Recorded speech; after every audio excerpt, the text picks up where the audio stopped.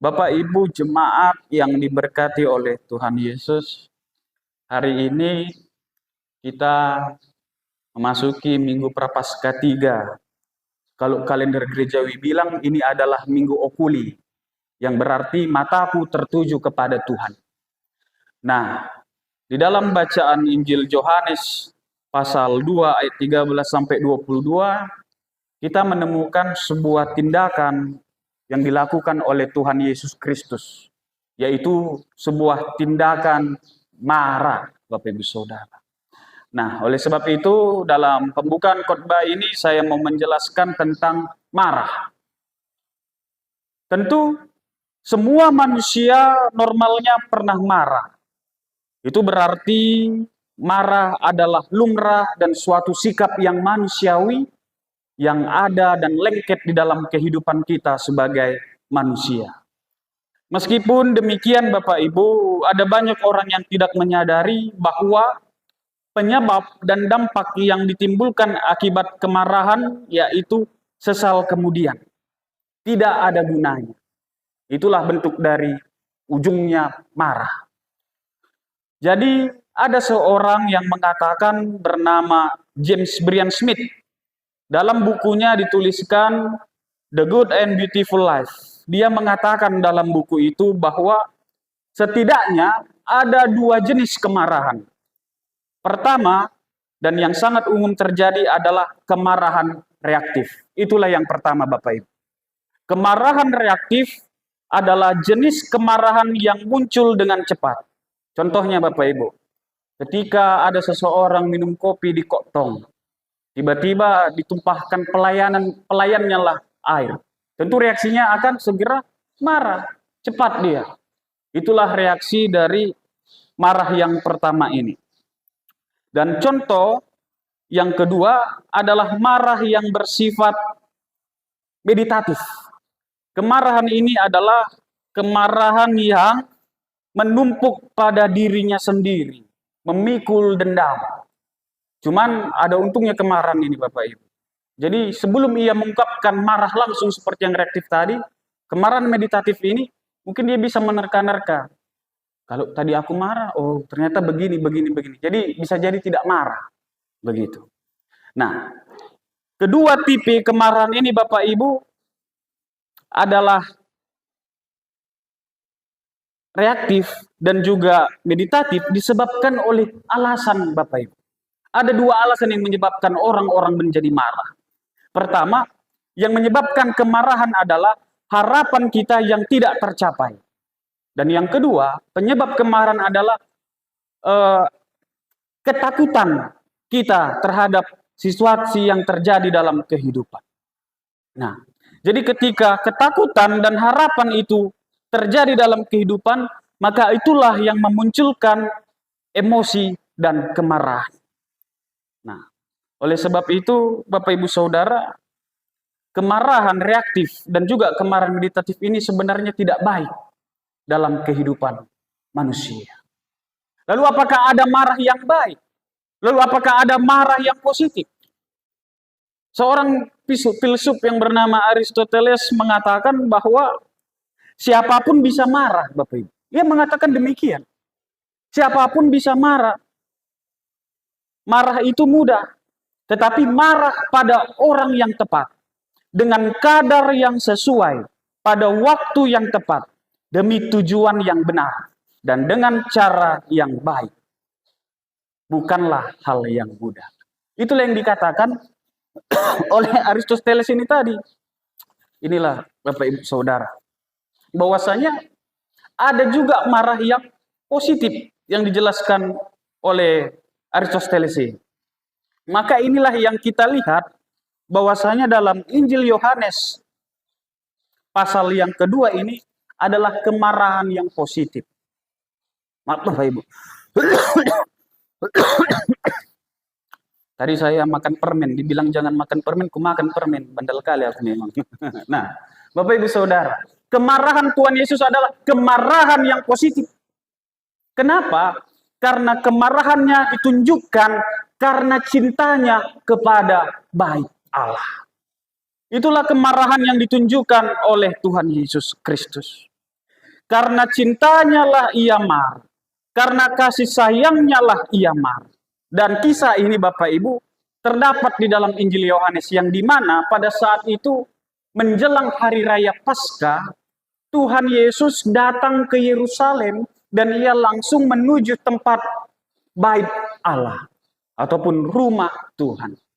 Jadi rumah Tuhan ini adalah tempat bertemunya umat manusia kepada Allah. Itulah menurut pengertian orang-orang Yahudi. Bait Allah adalah tempat bertemunya manusia kepada Allah. Dan kalau boleh kita pahami, bait Allah ini dibagi menjadi beberapa tempat Bapak Ibu.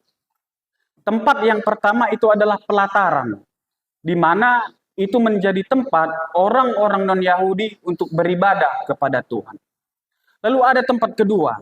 Tempat kedua ini dikhususkan bagi kaum perempuan yang untuk beribadah kepada Tuhan. Dan juga ada tempat yang ketiga. Ini dikhususkan bagi laki-laki yang tidak bercacat celah untuk memuji dan memuliakan Tuhan. Lalu tempat yang keempat itu adalah ruang maha suci yang hanya bisa dimasukkan oleh imam. Lalu ada ruangan yang terakhir, itu ruang maha kudus dimasuki oleh imam besar, di mana disitulah ia menyembelih untuk korban penghapusan dosa umat kepada Tuhan. Nah, peristiwa Yesus ini Bapak Ibu Saudara ketika ia menunjukkan kemarahannya karena cinta terjadi di pelataran halaman bait Allah. Saat itu Yesus melihat tempatnya dijadikan tempat berjualan. Jual lembu, jual kambing, jual burung terkukur, bahkan tempat penukaran uang. Sekarang kita lihat, kenapa tempat ini menjadi sebuah tempat penjualan hewan dan juga penukaran uang Bapak Ibu. Ternyata setelah saya dalami, ternyata terjadi persekongkolan antara imam dan para petinggi-petinggi bait Allah terhadap orang yang menjual ini. Tanda tangan adalah sebuah mau perjanjian. Kalian boleh sewa lapak di sini supaya bisa berjualan. Kenapa? Karena ketika ada seseorang yang mau membawa domba yang tak bercacat, dipeliharanya dari kecil, begitu disayanginya dan ia berniat dalam hatinya akan kupersembahkan kepada Tuhan. Ketika itu dibawa ke bait Allah, lalu si yang menerima ini tadi langsung bilang, "Ah, ini nggak bisa, harus bersertifikat," katanya. Lalu dengan sedih hatilah dia pulang membawa dombanya. Dan di pelataran itu ada dijual dengan sertifikat. Tetapi dengan harga yang lebih mahal. Dengan harga yang tidak mampu orang-orang untuk membeli domba-domba itu. Hanya orang-orang kaya yang mampu. Begitu juga dengan burung terkukur Bapak Ibu Saudara. Kalau udah bawa dari rumah itu pasti ditolak. Oh nggak boleh, harus ada yang bersertifikat. Beli yang ada di pelataran bait Allah ini. Dan itu juga dijual dengan harga yang mahal. Nah, pertemuan ini kan terjadi di pelataran. Artinya dari Roma, dari Yunani, mereka mau datang beribadah kepada Tuhan di Yerusalem. Tentu kan tidak ada uang asli yang digunakan oleh orang-orang Yerusalem. Jadi uang yang dipakai oleh mereka khusus dibawa di dalam kantong persembahan adalah mata uang Israel yang namanya shekel. Nah, jadi ketika memberikan persembahan ini harus ditukar dulu dengan mata uang shekel Bapak Ibu. Dan kalau tukar uang itu juga dikenakan dengan harga yang sangat mahal. Sehingga terjadilah sebuah penindasan bagi orang-orang lemah, orang-orang miskin tidak bisa beribadah kepada Tuhan. Gara-gara apa? Gara-gara yang mengurus bait Allah ini tadi, mereka di otaknya sudah memikirkan keuntungan. Oleh sebab itu Bapak Ibu Saudara, Yesus datang ke situ melihat keadaan itu. Ia marah karena orang-orang yang mau datang beribadah kepada Tuhan terhalang oleh peraturan-peraturan yang disebutkan saya tadi.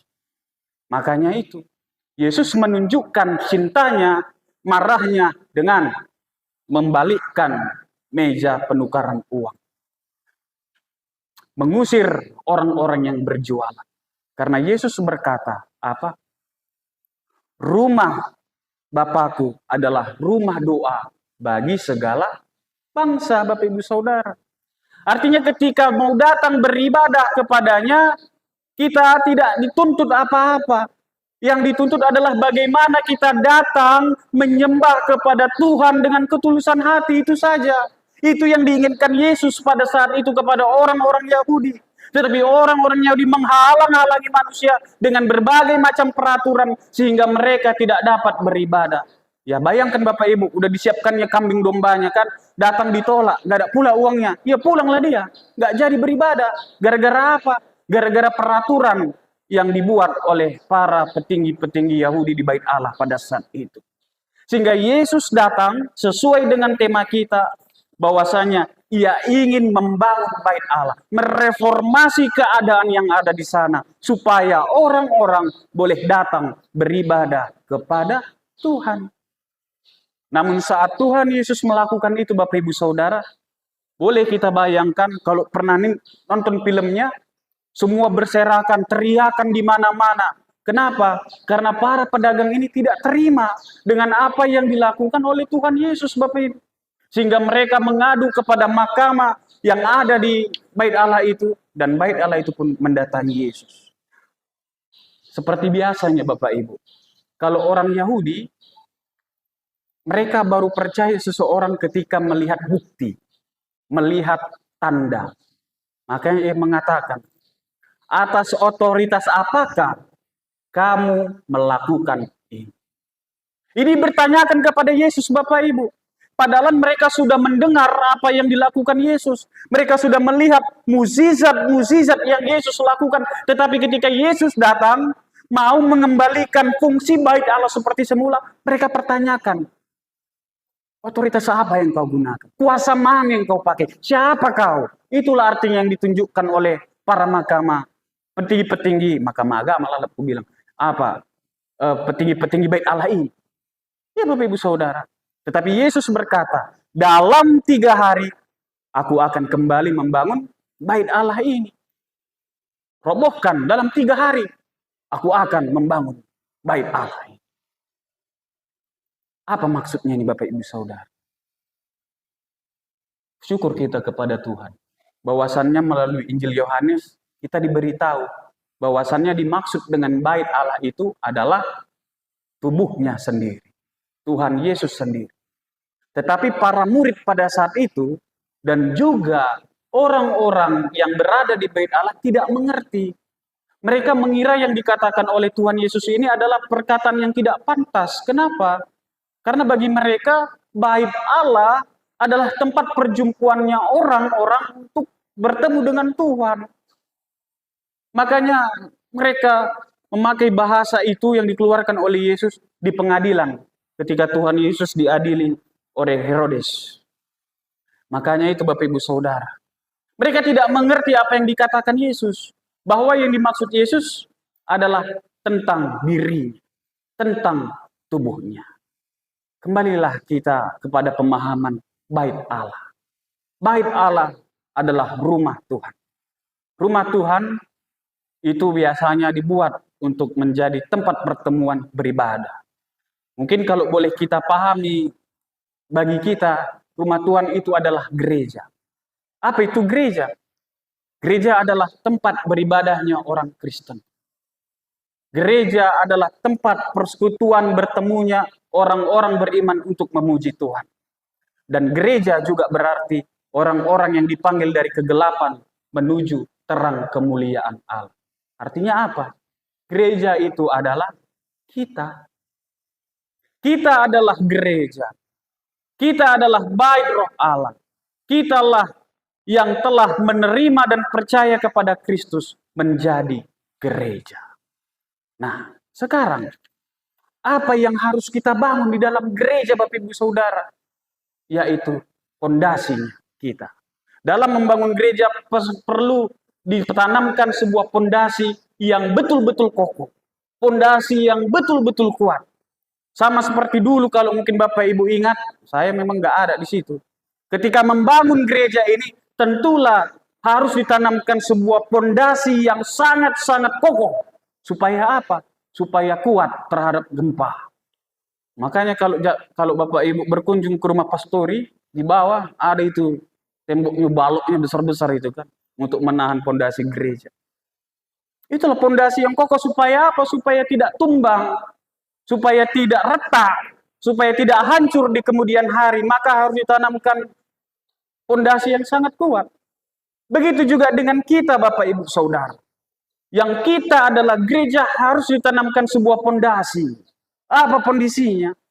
Kristus Yesus. Beriman kepada Yesus, itulah pondasi yang paling kuat bagi kita yang adalah gereja. Makanya di dalam membangun Bapak Ibu Saudara, perlulah kita menanamkan Yesus Kristus di dalam hati kita. Menanamkan Tuhan Yesus dalam kehidupan kita sebagai pondasi dasar kita untuk membangun iman. Makanya kalau saya baca buku sejarah Bapak Ibu, hari ini 27 Februari menjadi sebuah ulang tahun bagi gereja-gereja Calvinis, di mana pada tahun 1605 di Maluku sana, di era Ambon, di situ dimulainya ibadah perdana orang-orang Calvinis yang merujuk kepada The Protestant Kerk Nederland Indi, gereja Protestan Indonesia pertama di Indonesia, bahkan di Asia. Semua itu bisa terdiri karena apa? Karena pondasi iman kepada Kristus, Bapak Ibu Saudara, sehingga eksistensi gereja-gereja yang ada di Indonesia terus berkembang, terus menjalan, bahkan eksis sampai saat ini. Itulah gereja, bangunan kita orang-orang juga yang ada di dalam. Maka membangun gereja adalah dengan percaya kepada Tuhan Yesus sebagai dasar. Nah, makanya itu Bapak Ibu Saudara, kelak dipahami tentang 3 hari ia akan membangun. Setelah 3 hari Tuhan Yesus mati, disalibkan, dikuburkan, dan pada hari yang ketiga, hari Paskah, Tuhan Yesus bangkit. Dia hidup kembali. Ia bangun kembali. Makanya Yesus Kristus dikatakan Sang Bapa Gereja, Sang Empunya Gereja. Itulah Tuhan Yesus. Itulah makna dari Injil Yohanes ini tadi, Bapak Ibu Saudara. Sehingga sebagai gereja Tuhan, kita sebagai gereja, orang-orang yang dipanggil dari kegelapan menuju terang kemuliaan Allah, haruslah menunjukkan sikap, sifat seperti yang Yesus ajarkan kepada kita. Sikap apa yang Yesus ajarkan kepada kita lewat Yohanes ini, Bapak Ibu Saudara? Yaitu sikap untuk membuka mata. Sebab Yesus tidak menutup mata ketika bait Allah dijadikan tempat jualan. Tetapi para petinggi bait Allah, mereka menutup mata mereka terhadap perbuatan yang dilakukan di bait Allah. Tetapi Yesus mengajarkan kita untuk membuka mata kita. Artinya apa, Bapak Ibu Saudara? Artinya kita memberi diri untuk melayani Tuhan. Kita ikut di dalam proses pembangunan gereja. Kita saling bergandengan tangan untuk membangun gedung gereja kita ini. Kalau orang yang sudah selesai membangun dirinya sebagai gereja, pasti juga akan memikirkan gedung gerejanya yang menjadi tempat pertumbuhan imannya. Itu dia Bapak Ibu Saudara. Karena saya lihat di GKI Kuala Bingi, Stabat, di sana saya berbincang waktu itu sama pendeta Margalingga. Yang tahun berapa kalian bangun gereja kalian itu, Bang? Bilang. Elai, istri baru sembahyang. Ini kami bangun tahun 2019 dan sekarang sudah mulai jadi. Kenapa lebih secepat kali kalian membangun? Itulah karena berkat Tuhan itulah. Jemaat pun antusias untuk membangun gereja. Juga ada bantuan-bantuan yang dipakai oleh Tuhan untuk menolong.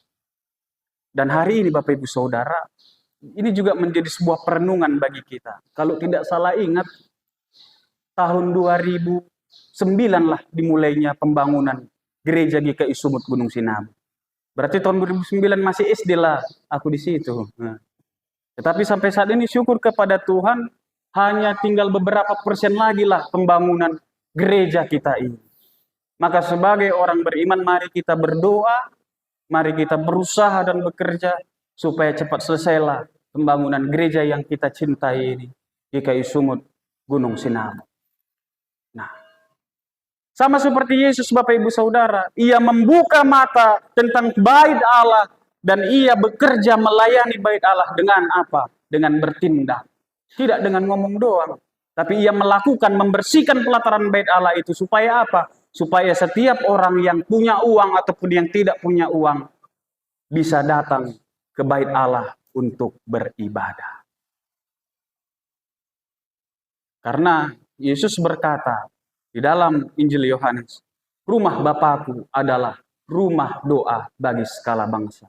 Maka GKI Sumut Gunung Sinabung menjadi rumah ibadah bagi semua orang yang datang untuk beribadah.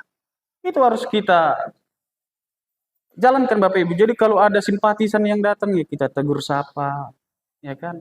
Kita salam, selamat beribadah, kita ramah. Ya, kenapa? Karena ya ini rumahnya Tuhan gitu kan, milik kepunyaan Tuhan. Maka kita jaga bersama-sama milik kepunyaan Tuhan ini dengan memeliharanya, membangunnya, dan membuatnya semakin lebih baik lagi. Nah, Bapak, Ibu, Saudara, kalau kita baca di sini, ketika Yesus membuka mata, ia menggunakan cambuk. Jangan sampai kita salah tafsir. Cambuk yang dipakai Yesus bukanlah cambuk untuk memukul kuda, bukanlah cambuk untuk mencambuk dirinya sendiri, bukan. Tetapi cambuk yang dipakai Yesus itu seperti lilitan tali. Jadi kecilnya cambuknya ini. Itulah yang dipakai Yesus untuk apa? Bukan untuk melukai orang, Bapak Ibu, melakukan Yesus. Tetapi untuk menghalau hewan-hewan yang berjalan-jalan. Pakai itulah dilakukan Yesus. Bahkan burung terkukur pun tidak diterbangkan Yesus. Kenapa? Masih ada kasih Yesus. Bawalah ini pergi. Udah jangan kau jualan di sini lagi. Itulah kasihnya Yesus kepada gereja, Bapak Ibu Saudara. Di sini kita belajar. Tuhan saja begitu mencintai rumahnya kok. Apalagi kita sebagai anak-anaknya. Mari kita perhatikan dan cintai rumah kita. Rumah Tuhan yang kita menjadi tempat kita berjemaat di sini. Dengan kata lain yang mau disampaikan, ada 3 poin Bapak Ibu lewat tema membangun bait Allah sejati ini. Pertama, yang harus kita pahami adalah gereja tidak selalu berbicara tentang gedung, tapi gereja berbicara tentang iman. Kitalah gereja itu. Makanya dikatakan dalam lagu Kidung Jemaat yang akan kita nyanyikan, aku gereja, kau pun gereja, kita sama-sama gereja, dan pengikut Yesus di seluruh dunia, kita sama-sama gereja. Gereja bukanlah gedungnya, bukan juga menaranya. Bukalah pintunya, lihat di dalamnya. Gereja adalah orangnya. Kitalah gereja itu yang harus kita pahami. Kenapa kita bisa menjadi gereja? Karena Kristuslah sang Bapa gereja. Maka sebagai gereja, kita membangun diri kita, hidup kita, iman kita dengan berpusat kepada Kristus. Lalu yang kedua, sebagai orang yang sudah beriman dan membangun iman dalam Kristus, kita juga diajarkan untuk mengikuti Yesus dengan membuka mata terhadap gereja. Artinya membuka mata apa? Dengan kita memperhatikan gereja kita, memperhatikan rumah Tuhan ini, GKI Sumut Gunung Sinabung ini, dengan segala kelebihan, kelemahan, dan lain sebagainya, saling menopang, saling mendukung. Itulah yang dikehendaki oleh Tuhan. Belajar kita untuk mencintai rumah Tuhan, yaitu gereja GKI Sumut Gunung Sinabung. Lalu yang ketiga, dengan cara apa kita membangun dan mencintai rumah Tuhan? Dengan kita semua turut ambil bagian di dalam pelayanan yang ada. Dengan kita mengikuti PA Komisi Pemuda yang tahun 2024 ini belum dilakukan ini PA Komisi Pemuda. Ada apa ini? Kemana pemuda kita? Maka lewat sini mari kita belajar kepada Yesus. Yesus yang memperhatikan gerejanya, memperhatikan bait Allah, ia tidak tutup mata. Maka pemuda pun jangan tutup mata dengan tidak dilakukannya PA. Tanyakan Pak Pendeta, kenapa PA pemuda belum dilakukan? Ayo buat Pak Pendeta, ayo, bilang. Maka Bapak Ibu Saudara, saya mau ingatkan di sini, suruhlah nanti kalau ibadah pemuda sudah dibuka, suruhlah anak-anak atau pemuda-pemudi untuk mengikuti kebaktian pemuda. Supaya ada persekutuan komisi pemuda itu. Juga komisi sekolah minggu. Komisi sekolah minggu adalah badan perpanjangan tangan majelis jemaat untuk melayani di tengah-tengah gereja. Kalau datang Bapak Ibu jam 8 kan lihat, kok cuman di warta lah, gak usah kita datang ke gereja. Di warta dikatakan anak kelas kecil paling banyak 15 orang. Kelas menengah paling mentok 8 orang. Kenapa? Mari suruh anak-anak kita untuk datang sekolah minggu. Ada banyak guru sekolah minggu kita yang siap untuk mengajar. Dan semangat guru sekolah minggu juga mengikuti sermon untuk mengajar anak-anak. Mari kita saling membangun. Diantarkan anak-anak itu sekolah minggu. Dengan demikian kita juga membuka mata terhadap gereja. Membuka mata seperti Yesus. Untuk memperhatikan apa yang Allah lakukan. Mari kita contoh itu. Juga di dalam ibadah minggu, Bapak Ibu Saudara. Kalau saya di luar, ya kan Bapak Ibu, jumpalah pendeta mungkin yang lari pagi ataupun lewat jalan ini. Ditahunya lah aku pendeta GKI Sumut Gunung Sinabung, langsung lah ditanyanya sama aku. Pendeta besar kali gerejamu, berapa kakak kalian? 95 kakak Pak Pendeta. Oh iyanya, berarti berapa jiwa lah itu? 335 jiwa lah ya? Iya sekitaran segitu. 335 jiwa Bapak Ibu. Kalaupun kita lihat bangku-bangku kita, seharusnya kurang bangku-bangku ini kalau 330 jiwa hadir semua. Kita bilanglah 100 masih masih anak-anak sekolah minggu ataupun masih bayi. 200 orang pinomat harus datang ke gereja. Tetapi udah paling jago kita 100. Ini menjadi sebuah evaluasi bagi kita. Mari kita membuka mata dengan kita datang beribadah. Menikmati dan mendengar panggilan Tuhan. Ingatlah dan kuduskanlah hari Sabat. Panggilan Tuhan untuk datang ke gereja. Begitu juga dalam PA wilayah Efesus dan Korintus. Mari kita membuka mata untuk datang beribadah kepada Tuhan lewat persekutuan PA. Jangan kita menutup mata seperti orang-orang yang berada di bait Allah.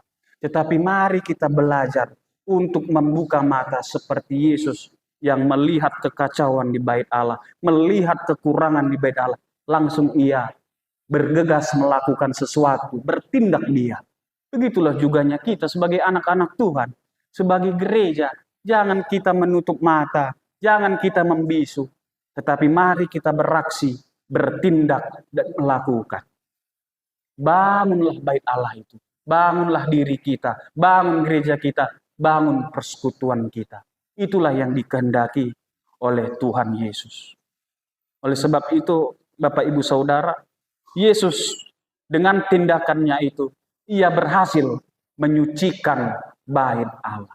Menyucikan berarti membersihkan dari kotoran-kotoran, yaitu korupsi, nepotisme, kolusi di antara para pejabat bait Allah dengan para pedagang itu tadi.